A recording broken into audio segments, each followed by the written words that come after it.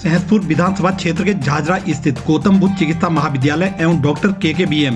एवं सुभारती अस्पताल में सनातन संगम न्यास के संयुक्त तत्वाधान में सनातनी धम्म आयोजन की ज्योति प्रज्वलित की गई। कार्यक्रम का शुभारंभ धम्मातिथियों एवं धर्माचार्यों के द्वारा सनातन ज्योति प्रज्वलित कर किया गया, जिसमें मुख्य अतिथि भाजपा प्रदेश अध्यक्ष महेंद्र भट्ट व विशिष्ट अतिथि राज्यसभा सांसद नरेश बंसल और सनातन संगम न्यास के न्यासी शामिल रहे। इस कार्यक्रम में प्रधानमंत्री के मन की बात का सीधा प्रसारण देखा गया। सभी धार्मिक अतिथियों का शॉल ओढ़ाकर और स्मृति चिन्ह भेंट कर स्वागत किया गया। सनातन संगम एवं सुभारती ग्रुप के संस्थापक डॉक्टर अतुल कृष्ण द्वारा सनातन संगम का विस्तृत परिचय दिया गया। भाजपा प्रदेश अध्यक्ष महेंद्र भट्ट ने कहा कि सनातन बहुत व्यापक विषय है। उनके अनुसार जिसका कभी अंत ना हो वो सनातन है। सनातन में सुख के लिए धर्म, अर्थ और काम और मोक्ष की बात कही गई है। उन्होंने कहा कि इस काम के लिए वो सनातन संगम न्यास के साथ सदैव कंधे से कंधा मिलाकर चलने को तैयार है।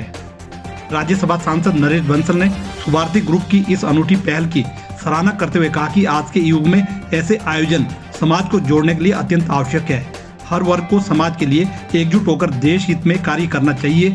कार्यक्रम में उपस्थित लोगों को सनातन संकल्प दिलाया गया। आइए ले चलते हैं आपको इस खबर की ओर।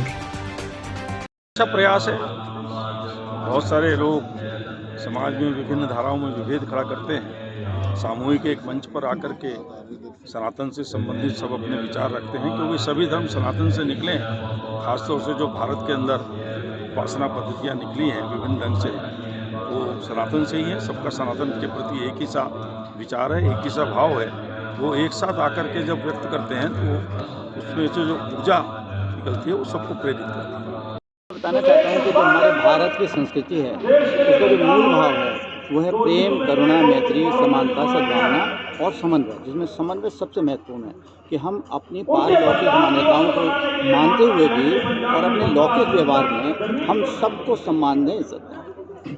और हमारे भारत की जो संस्कृति है उसके हिसाब से जो हमारे यहाँ मत हैं वो हिंदू, जैन, सिख, बौद्ध, लिंगायत, ये सब इन भावनाओं के साथ जीते हैं। तो आवश्यकता इस बात की है कि राजनीतिक दृष्टिकोण से सरकार ने इनको अलग अलग धर्म के रूप में व्याख्या दे दी है, लेकिन हमारा कहना यह है कि ये सारे जितने भी अलग अलग धर्म कहलाते हैं, जैसे हिंदू, जैन, सिख, बौद्ध, लिंगायती, ये सब सनातनी हैं।